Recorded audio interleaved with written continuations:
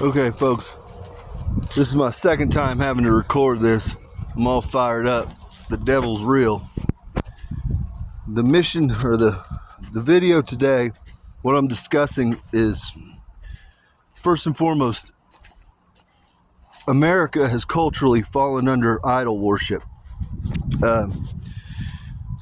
There's a prevalence of crosses.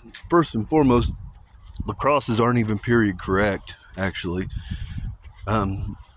Secondly, it's pagan worship, okay? That's where they emerged from. And so the reality is the crosses need to be removed. Now, there's a way to store what we'll call a relic just for purposes of the video. Christians are to be known by their acts and their works. They're not to be known by a cross, okay?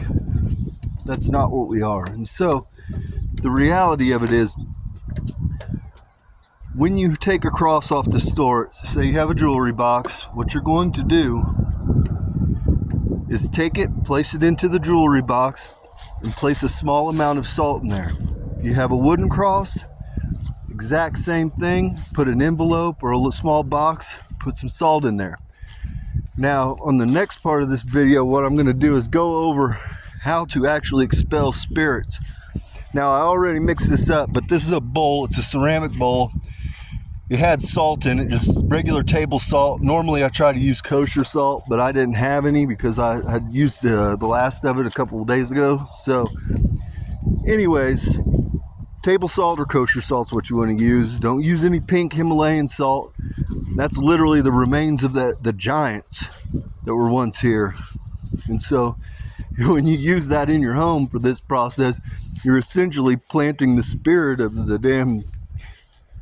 Nephilim in here. So anyways, this is a very simple process. I'm not going to walk you through my home, but what you want to do, like on my home, I've got a garage door entrance that I use. It's on one side of the house.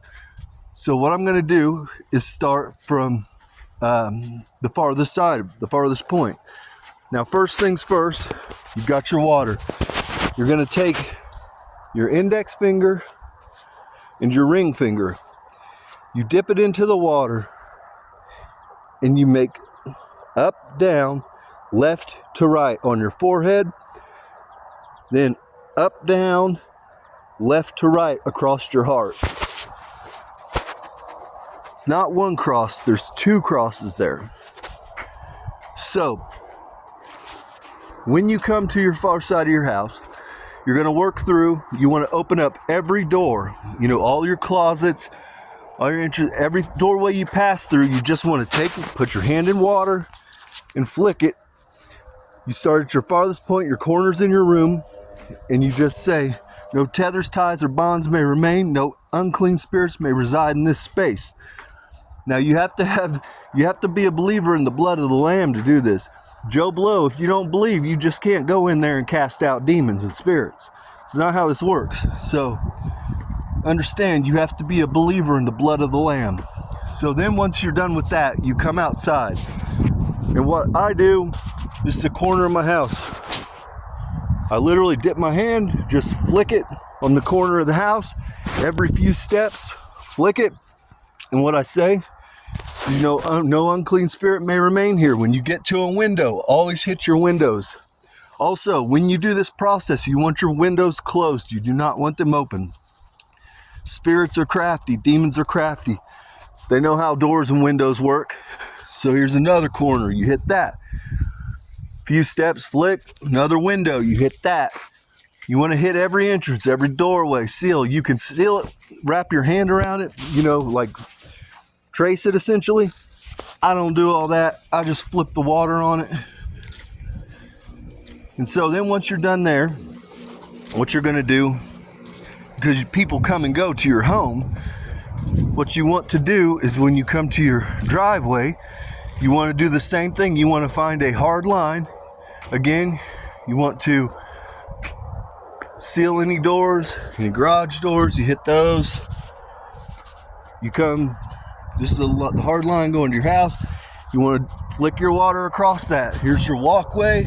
flick your water across that. There's a door, flick your water across that.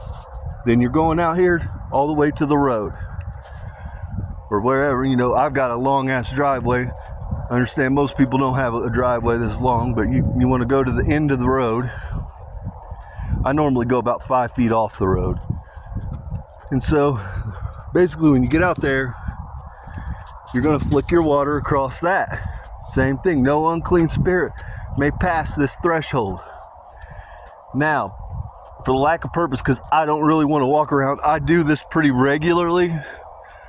Right there is the corner of my lot. They're doing some digging, and so that tree there. So that tree right there, you want to walk there, you want to hit that with water. If you have relics that you're trying to seal your property with, that is where you would bury them. Then you want to, as you're walking along, basically from that point, keep flicking your water. That tree right there is my other corner. So that's where a relic would go, or that's where I definitely want to hit with water. And you want to hit all 4 corners of your property and go all the way along the lines with that. And so,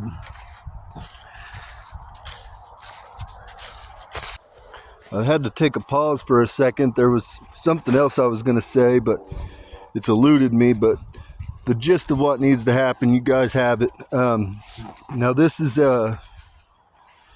something different. There's people that have questions about the validity or want proof of who I say I am. The crosses that you all carry today are not period correct. They were not shaped like a little T. It was shaped like a capital T. There was a block that was set that was on an angle where your feet would go. They hammered in through that into essentially the vertical post. The top was just a capped off T, a capital letter T, and your head set there at the intersection of the 2 posts. Now when they did this, crucifixion was common back then. Just like today, they've the death penalty has a whole process. They've streamlined it. Well, it was streamlined back then. And to the people that question who I am and if I was really there, this is a call to Israel, O Israel, my Hebrew brothers and sisters.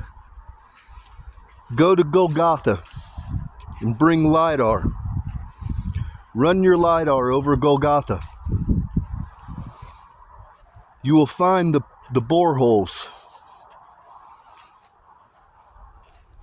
You'll find the Roman cement used to case them.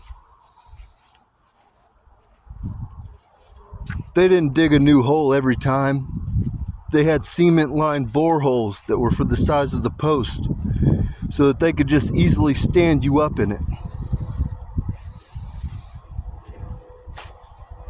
So Israel, you want proof of who I am?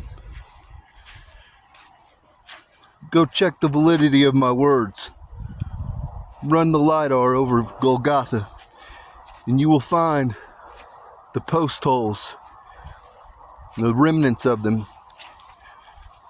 that were used for the crucifixion.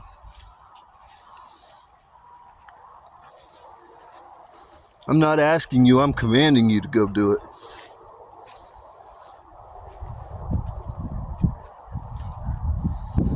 It is your obligation to confirm for the world that the righteous hand of the Lord has returned. I am here. With that, I'm going to end. Peace and blessings to all of you. May your homes be bathed in riches. Have a good day.